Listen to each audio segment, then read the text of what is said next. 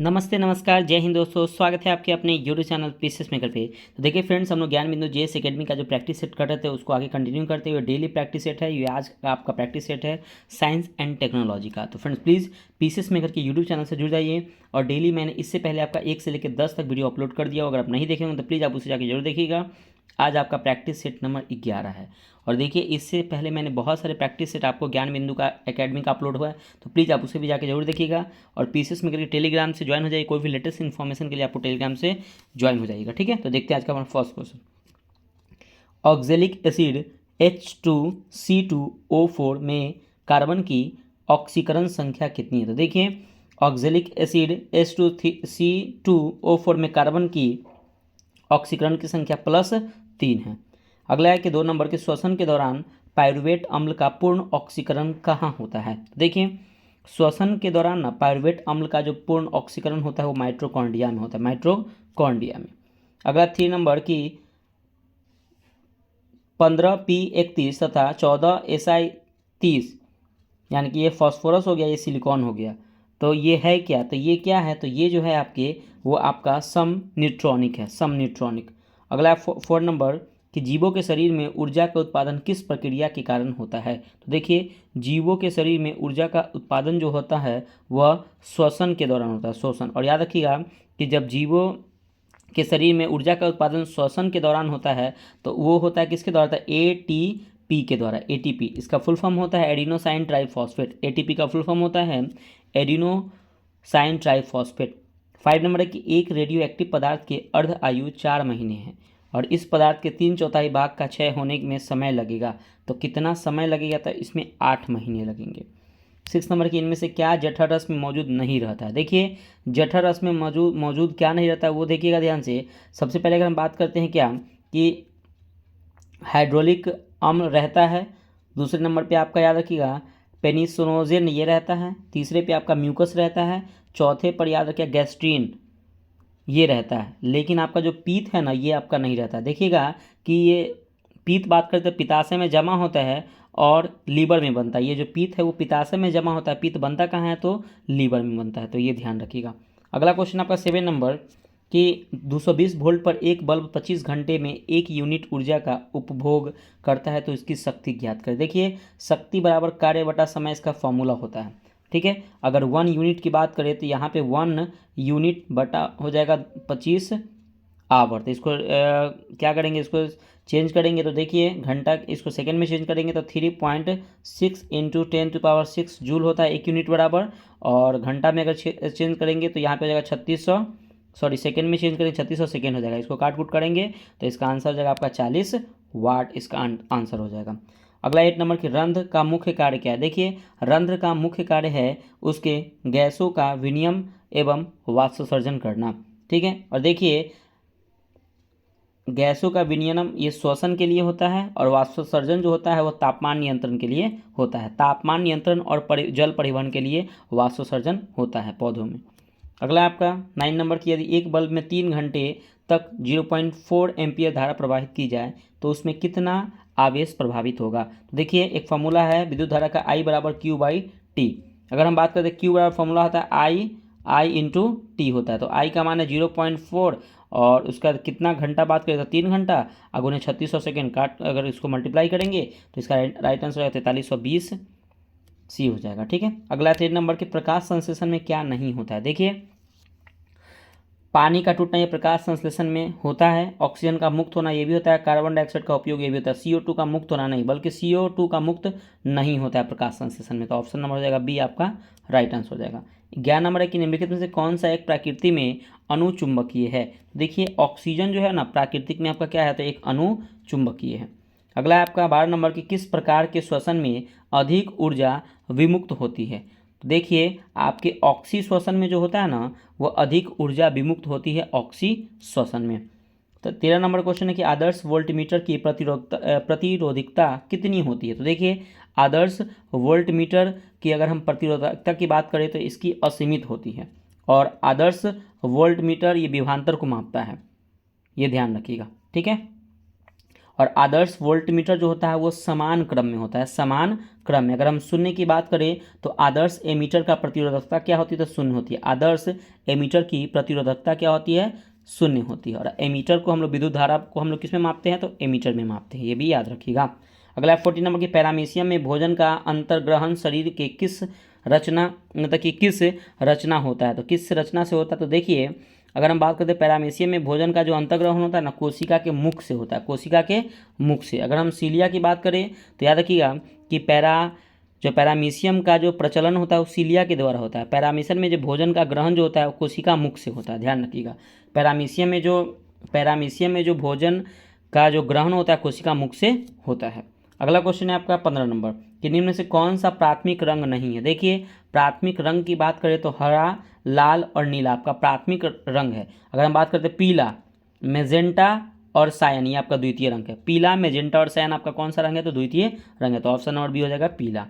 अगला 16 नंबर की मानव रक्त के कोलेस्ट्रॉल स्तर को घटाने में सहायक स्टैटिन तैयार होता है। तो देखिए अगर हम बात करते हैं मानव के रक्त में कोलेस्ट्रॉल की, तो देखिए हमारे 100 ml जो ब्लड होता है ना, 100 ml ब्लड में मानव के अंदर जो कोलेस्ट्रॉल होता है वह 150 mg से 200 मिलीग्राम होता है। मतलब 150 मिलीग्राम से कितना मिलीग्राम होता है, 200 मिलीग्राम होनी चाहिए। कितने, तो 100 ml ब्लड में क्या होना चाहिए कि कोलेस्ट्रॉल की संख्या हमारे शरीर में 150 मिलीग्राम से 200 मिलीग्राम होनी चाहिए। तो यहाँ पे जो आपका राइट आंसर हो जाएगा ऑप्शन नंबर हो जाएगा ईस्ट में, यानी कि मानव रक्त के कोलेस्ट्रॉल स्तर को घटाने में सहायक स्टैटिन तैयार होता है तो ईस्ट से तैयार होता है।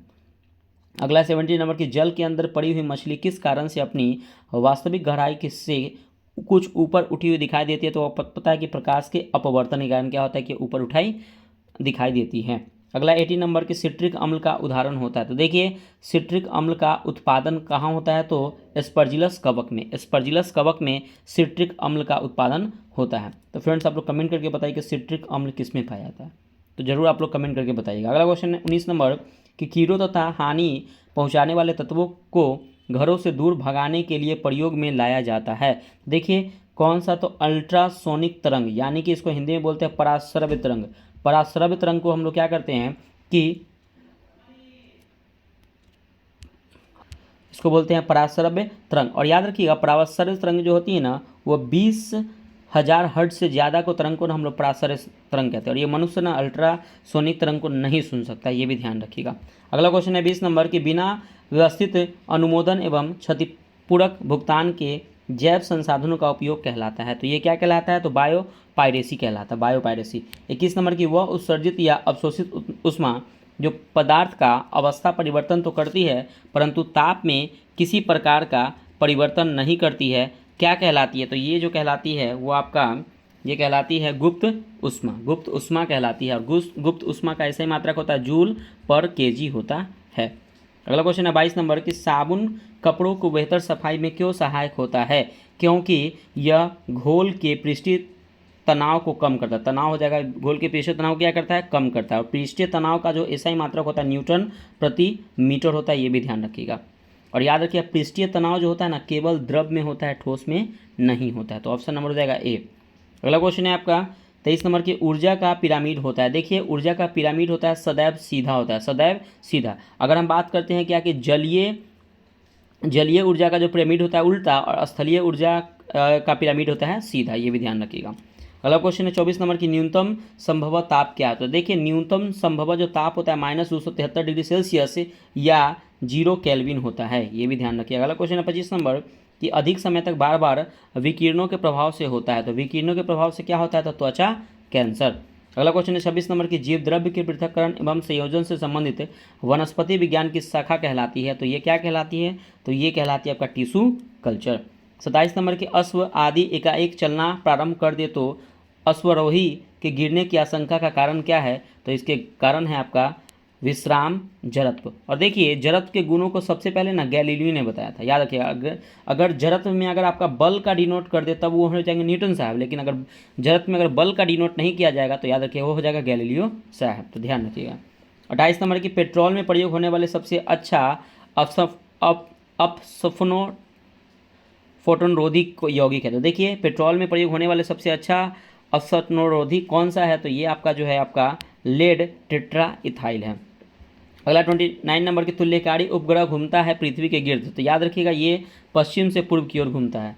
30 नंबर की सल्फ्यूरिक अम्ल का औद्योगिक उत्पादन की विधि क्या है, तो देखिए सल्फ्यूरिक अम्ल का औद्योगिक उत्पादन की विधि तो वर्तमान में आपका संपर्क विधि है, लेकिन ये लेड कक्ष विधि भी है, तो उपयुक्त दोनों हो जाएगा, लेकिन वर्तमान में इसका ही चालन ज़्यादा है, संपर्क विधि का इसका उपयोग ज़्यादा होता है, तो ऑप्शन नंबर सी हो जाएगा।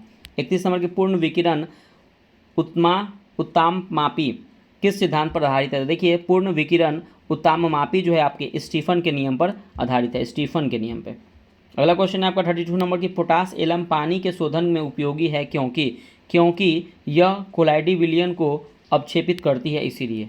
अगला क्वेश्चन है आपका 33 नंबर की जल का क्वथनांक है, देखिए जल का क्वथनांक जो होता है ना, जल की खुली सतह के ऊपर के दाब पर निर्भर करता है, तो ऑप्शन नंबर हो जाएगा डी। अगला 34 नंबर के संक्रमण तत्व की विशेषता है, देखिए संक्रमण तत्व की जो विशेषता है ना वो अपूर्ण डी ऑर्बिटल में है। अगर हम बात करते हैं वर्ग 3 से 12 तक जो होते हैं वो कौन सा संक्रमण, ये सब संक्रमण तत्व कहलाते हैं। 35 नंबर की वायु में ध्वनि का वेग होता है, तो देखिए वायु में ध्वनि का वेग तापमान के घटने से घटता है और तापमान के बढ़ने से बढ़ता है, ये भी ध्यान रखिएगा। अगला 36 नंबर की जल गैस किसका संयोजन है, तो ये CO कार्बन मोनोऑक्साइड और H2 यानी कि इसका संयोजन, ठीक है। अगला क्वेश्चन 37 नंबर कि यदि एक व्यक्ति दो समतल दर्पण जो 60 डिग्री कोण पर अनंत के बीच खड़ा हो तब उसे कितने प्रतिबिंब दिखेंगे, तो देखिए प्रतिबिंब की संख्या 360 डिग्री बटा थीटा होता है। अगर हम बात करें 360 डिग्री और थीटा का मान कितना है, तो थीटा का मान आपका 60 है, काटेंगे 6 बार में आएगा, हमेशा इसका विषम आंसर होना चाहिए, तो 6 में से 1 माइनस कीजिए तो 5 हो जाएगा। इससे पहले ही मैं क्वेश्चन आपको बताया था, इसका right answer option number C हो जाएगा 5। 38 नंबर की परम शून्य ताप है, तो देखिए परम शून्य ताप क्या है, तो सैद्धांतिक रूप से न्यूनतम संभव तापमान को परम शून्य तापमान कहते हैं। 39 नंबर की जब एवोनाइट की छड़ को बिल्ली की खाल से रगड़ते हैं तो एवोनाइट की छड़ क्या हो जाएगी, तो ये हो जाएगी ऋणावेशित हो जाती है। अगला क्वेश्चन है आपका 40 नंबर की जलीय विलयन की अम्लता से के परीक्षण के लिए कौन सा उपकरण प्रयुक्त किया जाता है, तो कौन सा उपकरण प्रयुक्त करते हैं उसको देखते हैं।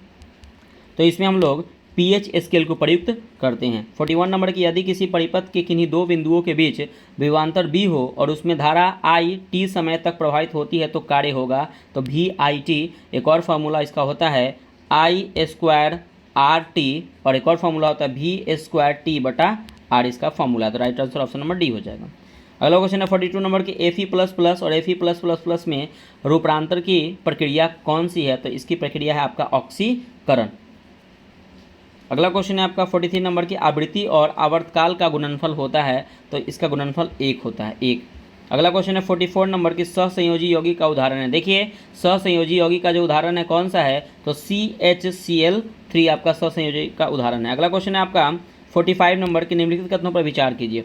सबसे पहले बात करते हैं उत्सर्जन प्राणियों में होने के साथ ही पौधे में भी होता है, तो बिल्कुल सही है। उत्सर्जित पदार्थ के निष्कासन हेतु प्राणियों के भांति पौधे में कोई विशिष्ट अंग नहीं होते, ये भी आपका सही है, तो right answer option number C हो जाएगा, 1 और 2 दोनों। अगला क्वेश्चन है 46 नंबर की एक अल्फा कण के उत्सर्जन से परमाणु क्रमांक और परमाणु द्रव्यमान में क्या परिवर्तन होता है, तो इसमें जो परिवर्तन होता है उसको देखिएगा, तो इसमें परिवर्तन जो होता है आपका कि परमाणु क्रमांक में 2 तथा परमाणु द्रव्यमान में 4 की कमी होती है, ऑप्शन नंबर डी हो जाएगा। 47 नंबर क्वेश्चन है आपका कि पौधे में परिवहन का कार्य जाइलम तथा फ्लोएम उत्तकों द्वारा संपन्न होता है, बिल्कुल आपका सही है। और पौधे में होने वाली परिवहन में वाष्पोत्सर्जन की कोई भूमिका नहीं होती, तो ये आपका गलत है, इसकी भूमिका होती है, तो right answer option number A हो जाएगा। अगला क्वेश्चन है 48 नंबर की 160 ग्राम सोडियम हाइड्रोक्साइड कितना मोल होगा, तो इसमें जो मोल होगा आपका 4 मोल होगा, 160 बटा 40 करेंगे तो यहाँ पे राइट आंसर 4 मोल हो जाएगा। 49 नंबर की प्रोटॉन की ऊर्जा संवेग तथा वेग में सही संबंध क्या है, तो इसका सही संबंध है P = E/c। देखिए बड़ा एक फॉर्मूला है आपका E = mc², जहाँ पे E होता है ऊर्जा, m होता है आपका द्रव्यमान और c होता है प्रकाश का वेग। अगला हमारा लास्ट क्वेश्चन है कि निम्नलिखित में से कौन सा एक द्रव पदार्थ के गुणधर्म नहीं है, तो देखिए द्रवों को दबाकर संपीड़न किया जा सकता है, तो ये आपका गुणधर्म नहीं है। द्रव नहीं बल्कि गैसों को दबाकर संपीड़न किया जा सकता है। द्रवों का घनत्व ठोस पदार्थ की तुलना में कम होता है, सही है। द्रव आसानी से बहते, ये भी सही है। द्रव उस बर्तन का आकार ग्रहण कर लेता है जिसमें उन्हें रखा है, तो ये भी सही, right answer option number A हो जाएगा। तो देखिए फ्रेंड्स, यहाँ पे ये वीडियो कंप्लीट होता है, तो प्लीज़ पीसीएस मेकर के यूट्यूब चैनल से जुड़ जाइए, आप टेलीग्राम और व्हाट्सएप ग्रुप से भी आप लोग जुड़ जाइएगा इसका PDF के लिए। तो मिलते हैं नेक्स्ट वीडियो में, बाय बाय, जय हिंद दोस्तों।